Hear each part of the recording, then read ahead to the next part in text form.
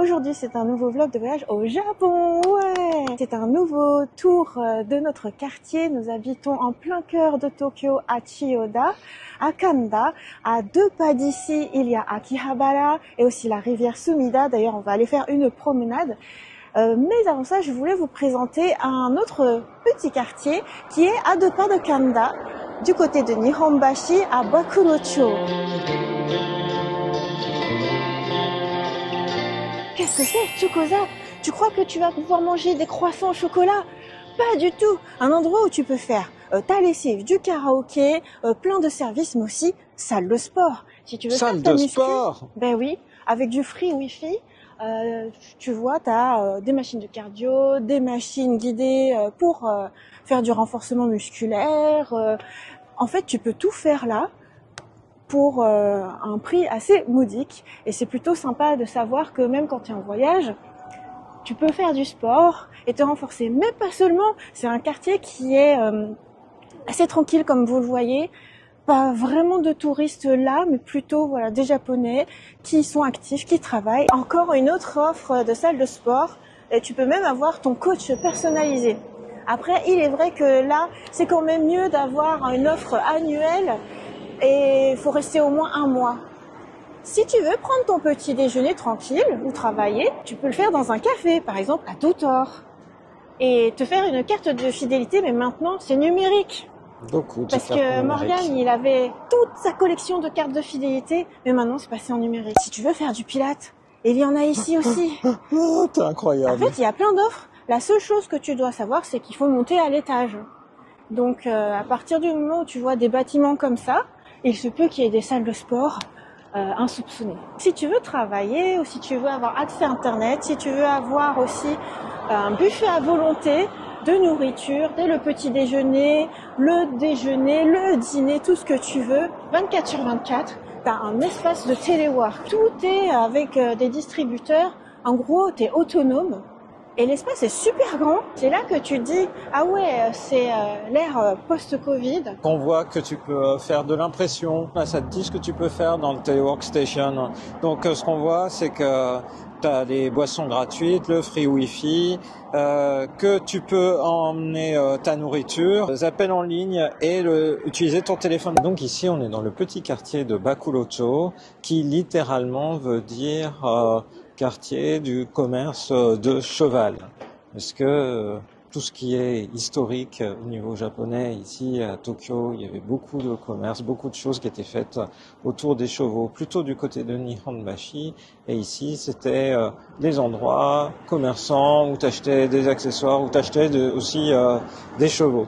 Et on va dire, on retrouve cette historique-là dans l'idée qu'il y a plein de petits commerces, il y a aussi plein de petites salles d'art et aussi de sport, comme on l'a vu, mais pas seulement. On retrouve du commerce à travers la question des supermarchés à Tokyo. Là, il y a 2 supermarchés qui sont pas loin. Et là, il y en a carrément aussi un 3e. Ça illustre bien ce côté commerçant du quartier. Des fruits et légumes. Beaucoup de fruits et légumes. Tout ce que tu veux. Du jus de mikan. Regarde là-bas, il y a des satsumaimo. Des patates douces. Nous ne sommes pas dimanche, nous ne sommes pas samedi. En fait, on est lundi 4 novembre et c'est Bunka no Hi, c'est le jour de la culture. En fait, il avait lieu hier, mais il est reporté sur le lundi pour que les gens puissent bénéficier d'un jour férié. Il y a un tout petit peu plus de jours fériés au Japon qu'en France. Mais bon, quand on sait que les Japonais ont très peu de vacances, heureusement qu'ils ont ces jours fériés. Voilà, donc c'est le jour où on va se cultiver. Je pense que je vais acheter des magazines de manga. C'est pour ça qu'il y a des magasins qui sont fermés. Tout à fait. Un parking à voiture, parce que c'est toujours intéressant de voir la vie quotidienne quand tu roules. Il y a des voitures qui sont un peu carrées, comme ça. Un peu toutes petites quand tu regardes. Une vraie citadine. En vrai, je pense que pour Tokyo, c'est ce qu'il y a de plus pratique. Et tu as des voitures un peu fourgons. Quand tu prends le taxi, par exemple, c'est plutôt ce gabarit-là. Et tu as des voitures qui font un peu plus course. Oui. Et c'est vrai qu'à Tokyo, quand il y a des gens qui roulent, qui déposent par exemple une jolie fille, ça va plutôt être ce style de voiture. La voiture parfaite pour le date. J'ai trouvé pour toi, Morgane. Ah oui, tu crois? Oui, il y a une boisson à la purée de pêche. Bah, aujourd'hui, tu n'utilises pas ta Suka. Et il y a des distributeurs à l'ancienne avec des pièces, tu vois. Eh oui, c'est un distributeur qui n'a pas de son contact. Paf.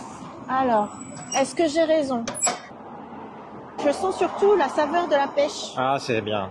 C'est une boisson 100% Morgane. 100%. Si je devais prendre une boisson, moi, ce serait plutôt soit Pocari Sweat, soit le Match, là, ou alors le Sports Water. Je crois que j'ai jamais bu celle-là.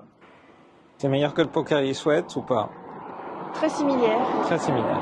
Ouais, bah, comme toutes les boissons sportives, même le Aquarius ici. Tout ça, ça se ressemble. Ça fait boisson électrolyte, parfum un peu citronné. C'est cool pour se réhydrater. Et maintenant, on part en direction de la rivière Sumida, mais cette fois-ci, direction Asakusa. Mais avant, il faudra passer par Asakusa-bashi. Yanagibashi. Oui. Voici le tout petit pont. En haut, on voit un bâtiment Pentel, comme les feutres Pentel. À l'ancienne, tu vois, je trouve que c'est bucolique. À Kyoto aussi, t'as ce genre de toute petite maison. Ça sent le vrai Japon. Et ce petit pont, je trouve qu'il est joli, il est tout en arche. Depuis ce canal, tu vois que ça rejoint la rivière Sumida. C'est là que nous allons. Et voilà, Rosalis, au bord de l'eau, avec ce qui semble être des cabanes de pêcheurs. Moi, je vois tout à fait ce type. Il y a des pigeons sur le pont, Morgane. Ah oui?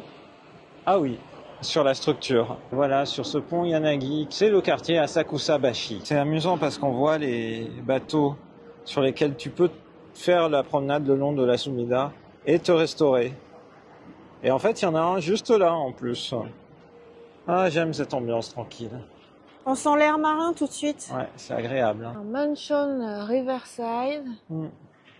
Bâtiment rigolo. On retourne vers la Sumida Terrace, là où on va pouvoir marcher tranquillou. Au bord de l'eau. Au milieu de tout ça, petite maison. Parce que ouais, ça fait maison. Il y a des bâtiments en construction aussi.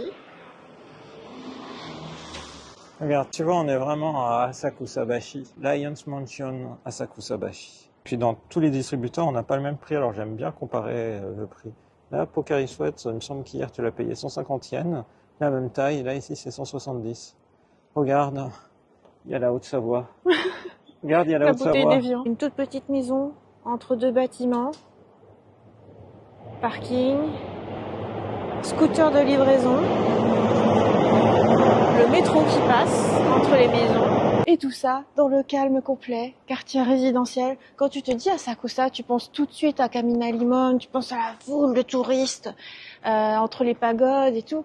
Mais c'est ça aussi, Asakusa, une vie de quartier tranquille. Et tout ça à 2 pas de notre quartier de résidence. Comme quoi, tu peux dire, du moment que tu prennes tes pieds et que tu marches un peu, tu peux rejoindre un quartier et un autre, comme dans chaque ville. Il n'y a pas forcément besoin de se dire, tu prends le métro pour rallier les stations et tout. On va pouvoir rejoindre Sumida Terrace. Et on voit tout de suite Skytree dans le ciel. La balade qu'on avait fait vers le parc Hamacho, on était allé tout à droite de cette carte, puisqu'on avait montré notamment le pont Ryogoku, qui peut permettre d'arriver en fait au stade de sumo. On est là et on va faire toute la petite balade ici. Et on voit que tout est aménagé pour qu'on puisse faire cette balade. Et ça conduit effectivement au lieu le plus connu de Asakusa, c'est-à-dire Kamina Limon. Superbe soleil, le pont, la rivière Sumida, le stade dont parlait Morgane, un train qui passe et toute la promenade qu'on va faire. Ça y est, on a rejoint l'été, le bord de mer, le soleil, le cagnard. Il est temps de se mettre juste en t-shirt parce qu'il fait chaud, il fait 23 degrés aujourd'hui. Superbe temps. Et du coup, direction la promenade. L'eau qui scintille avec le soleil de midi. Le stade de Morgane, je trouve que la toiture, ça fait Budokan. Et puis Skytree, Tokyo Skytree. Avec les ponts, on a la promenade Sumida Terrace avec toutes ces décos sur le sol, des thématiques. On va se promener, ça va être trop cool. Ça donne envie de faire du running. Même Morgane tombe la veste. C'est incroyable hein, comme chaleur pour le mois de novembre par rapport à nous qui sommes habitués au froid et à la grisaille nantaise à cette époque de l'année. Il y a une expo estampes. On va voir comment c'était en 1857. Petit bateau que tu pousses. Il y avait des entrepôts de l'autre côté, moins modernes que là. Je trouve ça sympa que tout le long, Il y a un mur avec un peu de toiture style zen. Dans Animal Crossing, tu as ce style de mur aussi. Voici le pont Ohashi qu'on a exploré lors de la première vidéo de quartier. C'est ce que je trouve impressionnant avec le Japon, c'est cette capacité à se renouveler. Ici, c'est le pont Ryogoku. On voit combien ça a évolué. La sensation de sécurité au Japon, c'est aussi ça. Tu vois, des vélos, même des vélos électriques, sans antivol. Ils sont juste posés là. Alors toujours un espace qui est prévu pour, mais sans surveillance. Voilà, vélo pliable, vélo de ville, comme ça, tranquille. En France, même si t'as un antivol bien boosté, tu te le fais voler. Hein. On est en plein quartier Asakusa-Bashi. Il y a forcément des petits jeunes, des collégiens. Le collège de Asakusa, Junior High School. Donc on est jour férié, mais on voit des gens venir, je pense pour aller s'entraîner au badminton. Si vous ne regardez pas, regardez Blue Box. Il faut de la motivation pour venir s'entraîner un jour férié. Et donc on met après, quand on a eu des exploits sportifs, on les met en avant devant le collège ou devant le lycée. Et donc ici, ils ont été membres du Best 8. Donc c'est des équipes qui sont arrivées en quart de finale des tournois de volleyball. Et un petit supermarché. Oh oui. Oh regarde, il y a du papier toilette et de Hello Kitty. C'est mignon. Et c'est même imprimé dessus. Hein. Regarde ça, ta Kurumi, cinnamon roll, en fait tu veux pas l'utiliser. Les câbles électriques, toujours impressionnants, enroulés, et il y a même carrément de la verdure dessus. Parc. Voilà, un petit parc de quartier. C'est un parc balançoire. T'as tout ce qui est représenté dans les animés, dans les parcs pour enfants notamment, regarde. Il y a un panda, là, regarde, il y a un petit cheval et un panda sur lequel tu peux te basculer. Tu vois pas les héros qui sont déprimés dans les animés, dans les mangas? Tips, bon à savoir, quand tu es dans un espace commercial type un shopping mall, un department store, bref, là où il y a des boutiques, mais même des librairies, il y a toujours des toilettes super propres. C'est-à-dire, là où on a envie que tu passes du temps, il y a toujours de quoi faire en sorte que ton bien-être soit promu. Et bien sinon, si tu es plutôt comme nous, à faire des coins plutôt tranquilles, en dehors des commerces, et que tu fais une balade, tu cherches juste un parc et il y a des toilettes qui sont ma foi propres et c'est pas des toilettes turques, c'est vraiment des toilettes où tu peux t'asseoir et il y a même du papier toilette, tu peux te laver les mains, bref, c'est cool. Voilà, c'est bon à savoir surtout quand t'es une fille et que tu bois beaucoup de boissons sportives. Il y a toutes les règles du parc, qui est donc le parc Mikura-mae Koen. En fait, c'est écrit aussi avec les hiragana, donc facile à lire pour les enfants. Il y a des petites illustrations. Donc, c'est le parc de tout le monde. Utilisons-le de manière amicale. Donc, il ne faut pas faire de feux d'artifice. Typiquement, les Japonais ont aussi des petits trucs de feux d'artifice que vous voyez, des petits bâtons. C'est ce qu'il ne faut pas utiliser. Son chien, il faut le garder en laisse. Si ton chien fait un petit caca, il faut le ramener chez soi. Ou enfin, il faut le ramener avec toi. Et c'est pareil pour les déchets que tu peux avoir parce que tu consommes une boisson ou quoi que ce soit. Il faut faire attention aux autres utilisateurs et il faut pas les gêner. Mewaku, c'est vraiment le terme, la gêne, le fait de déranger les autres. C'est ce qu'il faut éviter au Japon. Et il ne faut pas donner à manger aux pigeons. Tu vois, c'est typiquement le type de véhicule complètement carré. On dirait un jouet en vrai, mais c'est très pratique. Et puis dans l'habitacle, tu as beaucoup d'espace et tu peux garer facilement ta voiture. Moi, je trouve que c'est efficace. Moi, je les aime bien, les voitures japonaises. Ouais, je veux dire, les voitures japonaises au Japon. Voilà, format japonais. Je regrette qu'en France, on puisse pas les trouver. Tu as plein de petites choses comme ça. Elles prennent pas de place. Pourquoi les Européens ont cette mode des SUV et des voitures trop grandes? Ouais, puis là, tu vois justement que l'avant est vraiment rétréci.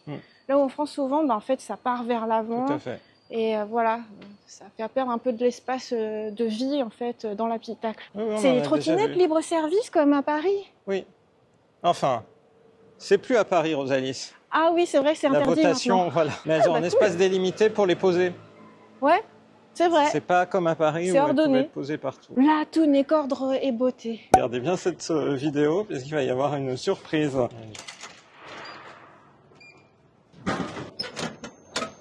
Je l'ai pris en dessous mes tailles. Ah, finalement, tu prends du café froid? Aujourd'hui. C'est tout simple, mais c'est exactement la vie que tu aimes, que Morgane arrête pas de lire en ce moment, dernièrement, dans ses lectures manga. Toujours. Tu vois, c'est du quotidien japonais. Du coup, en venant au Japon, c'est pas nécessairement des gros spots touristiques que je voulais qu'on visite, mais surtout vivre la vie japonaise. Tu vas dans un petit parc, tu passes à côté d'une école, tu vois des collégiens ou des lycéens en train de venir s'entraîner. Moi, je trouve que c'est ça aussi la vie. C'est pas nécessairement que Shibuya Crossing, Kaminarimon, Shinjuku, tu vois, les gros lieux de concentration. Tokyo, c'est aussi ça. Je suis vraiment content de la manière dont on le vit, merci. On est allé aux toilettes et il est temps de se poser. Parce que mine de rien, il fait chaud. Comment est ton café froid alors? Ouais, il est bon. Il est léger. Un café à la japonaise, je risque pas de faire une insomnie. Hier, c'était ressenti 30 degrés. Aujourd'hui, ressenti 35 degrés. T'abuses un peu. Ah non, là, le soleil, en fait, il est vraiment hyper chaud. C'est vraiment genre soleil d'été. En fait, ce qu'il y a, c'est que t'as le soleil et puis t'as toute la réverbération. C'est ça. Double soleil. Ressenti 35. Eh, sérieux, j'ai chaud. Ouais, mais j'en doute pas. Archi chaud. Archi chaud. Regarde là, tu vois Skytree et un pont. C'est comme s'il y avait plus de bâtiments qui cachaient la vue. Et t'as toujours l'eau de mer.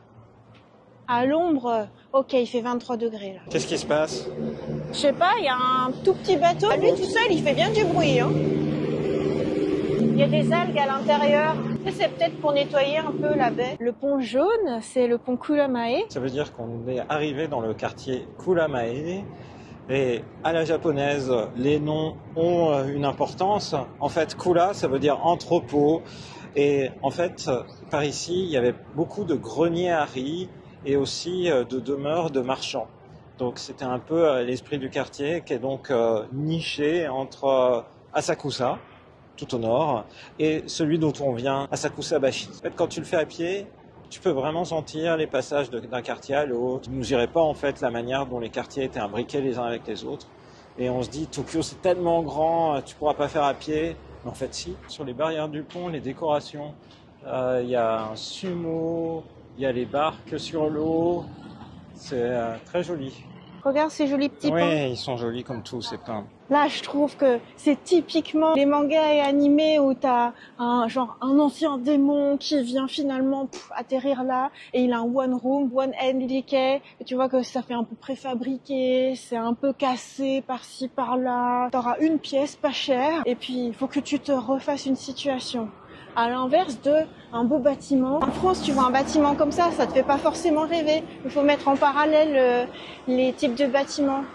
Entre les trucs pas chers à one room et les mansions où tu as vraiment un gros appartement. Et un autre supermarché par là, Maruetsu, petit. Et ici, il y a Nakao où Morgane vient de tourner un tuto pour passer commande de udon quand tu es occidental. Et Morgane se débrouille super bien en japonais. Il a été complimenté, je suis super fière de lui. Je trouve ça fou comme ça a l'air confortable, les vélos pour bébés. Quand tu transportes les enfants comme ça, ils sont bien protégés. On est juste à proximité du pont Kuramae. Et ici, en fait, il y a un musée. C'est un musée dédié à la station d'épuration des eaux usées. Ce que tu vois là, sur les dessins, c'est plein de petites plaques d'égout, trop mignonnes. Là, on voit que c'est un édifice Kuramae Mizu no Yakata. Il est 2h30 et ça y est, c'est le soleil de fin de journée parce qu'on voit que le muret maintenant crée de l'ombre. Cela dit, j'ai le soleil en pleine face là et il est chaud. C'est encore du soleil très chaud. Il reste 2 heures d'ensoleillement. L'occasion de dire que cette terrasse est parfaite pour promener son chien. Ça fait un peu Venise, je trouve. Que tu vois des gondoles, c'est ça? Ouais, c'est ça. Confirmation, le petit bateau de nettoyage de tout à l'heure est venu décharger tout plein de déchets, surtout des branches de bois, des algues, pour que l'eau reste propre. Tout à fait, c'est important. C'est le pont Umaya, où on voit d'ailleurs qu'il y a une partie de rénovation sur une des arches. Ils ont enrobé en fait les lampadaires. On est au pied de Bandai Namco, Bandai, avec un mur fait que de panneaux solaires. Et tu sais qu'il y a un petit musée à l'intérieur. Ah bon? On peut aller le revoir, Rosalie. Le revoir, on l'a déjà vu? Oui, on voit la rivière Sumida, la Tokyo Skytree, et puis l'étron d'or ou le caca d'or. Qu'est-ce que c'est? Vous voyez la crotte qui est derrière moi? En fait, c'est une flamme des bières Asahi. Ce bâtiment et cette crotte a été designé par Philippe Stark. Sauf que la faire reposer dans le sens d'une flamme n'eût été pas raisonnable dans un pays touché par les séismes. Et donc, elle n'est pas à la verticale, elle est à l'horizontale. Et du coup, ça change toute sa perception. Allez, on marche sous le pont Komagata. C'est vrai que c'est... Wow, t'as de quoi être en otaku des ponts hein, en habitant à Tokyo. Impressionnant. On voit encore mieux ta crotte là. On est sur le point d'attaquer la partie la plus connue parce qu'on a ce pont Azumabashi par laquelle les gens qui visitent Asakusa arrivent généralement. Le pont. Par là-bas, c'est l'embarcation pour les bateaux. Il y a plein de monde. Un Morgane. Et des femmes avec des jolis costumes. On attaque toute la zone où aussi tu peux louer des kimonos. Voici donc une des sorties de Voilà, station. là c'est vraiment la partie que tout le monde connaît. Là je sens que je suis arrivé dans un endroit touristique. Cela dit, super intéressant par rapport à la partie historique. Kimetsu no Yaiba, Demon Slayer.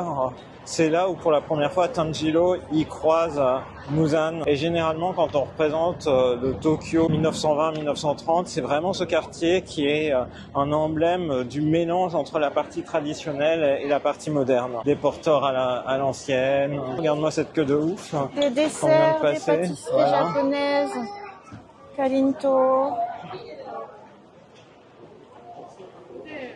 dorayaki. Là, ça de quoi faire des taiyaki géants. Oui. Là, c'est typiquement des boutiques, comme les boutiques de Wagashi, de Sangatsu no Lion. Et voilà, Kamina Limon. Ça va, c'est moins bondé que ce que j'aurais cru. C'est moins bondé que de ce côté de la rue, oui. Qu'est-ce qu'on ferait pas pour la vidéo YouTube Là, c'est clairement pour la vidéo, franchement. Ouais, parce qu'on n'a aucune raison de venir jusque-là. Parce qu'on a dit, on faisait pas les spots touristiques, mais bon, on est juste à côté. Et histoire de dire, voici un point que vous connaissez tous. Oh, ça va, Morgane. Hein. Ça va c'est quand même moins pire que devant la Joconde. Parce que là, ça bouge. C'est vrai qu'après avoir fait la Joconde... Là, regarde, ça circule. Oui. C'est moins bondé qu'au Louvre à Paris. C'est pour ça, en vrai, ça va. Hein. Ouais, et puis tu vois l'allée commerçante centrale. Morgane fait le touriste. Ouais, clairement. Là, ce plan-là, c'est un plan de tourisme. Voici King Liu, parce que c'est aussi ça qui compte aux portes. Quelles sont les divinités qui protègent. Et voici Tendu. Donc ça, c'est tout ce qui est côté interne. Une fois qu'on est déjà entré, on est allé un peu vite, alors je vais montrer les divinités d'entrée. Kaminarimon.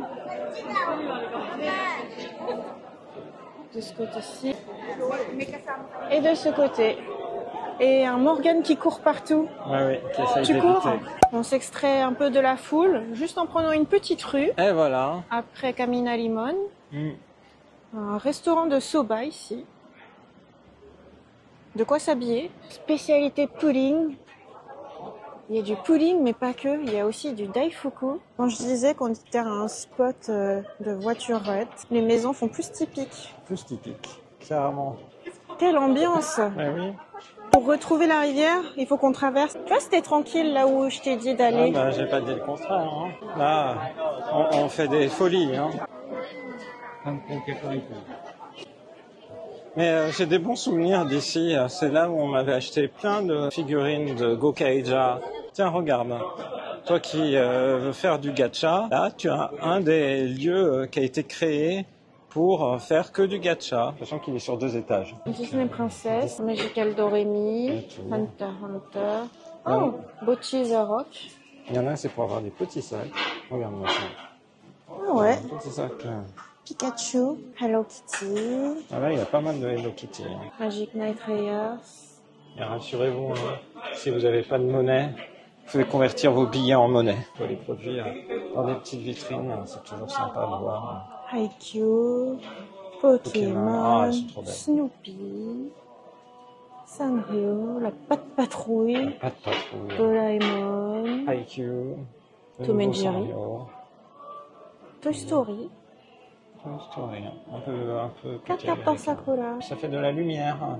Tu mets un interrupteur sur on. Kirby, Miffy, Disney Princess, Demon Slayer, ça continue. Tu rêves et puis il y a d'avoir Pulicchio, hein, du moment. Regarde comme c'est beau, kimono à louer. À partir de 3000 yens. Et donc on sera allé jusqu'à Asakusa, on a même pénétré les portes de Kamina Limon, lieu touristique par excellence. Pourquoi? Donc pourquoi? Pour les biens de cette vidéo, en fait.